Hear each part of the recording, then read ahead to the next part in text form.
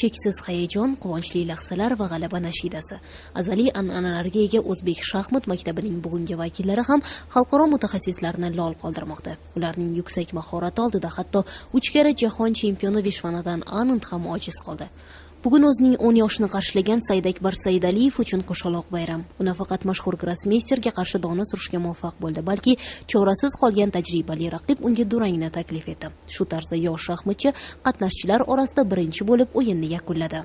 Men jahon chempioni bugungi o'yinda durang o'ynadim. Bu men uchun juda ham katta sharaf. Kelajakda men ham harakat qilaman shularga o'xshab buyuk jahon chempioni bo'lishga.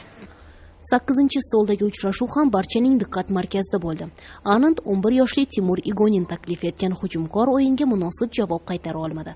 Bu Anand uchun omadsiz bo'lgan yagona uchrashuv emas edi. U O'zbekiston ayollar terma jamoasining a'zosi Hulkar Tohirjonovaga ham mag'lub bo'ldi. Mutaxassislar deyarli har bir stolda keskin kurash borganini ta'kidlashdi. Natijada ikkita partiyada Anand mag'lub etildi, 6 ta o'yinda durangga erishildi. Albatta, yutganimdan keyin juda ham xursand bo'ldim, chunki boshda lekin o'zim o'ynashni boshlaganimda birinchi hayajonlandim, lekin keyin shaxmatdan yurish qilgandan boshlangandan keyin debyutdan keyin hamma hayajonlarimni yengib o'toldim va shaxmat o'ynashga kirishib ketdim.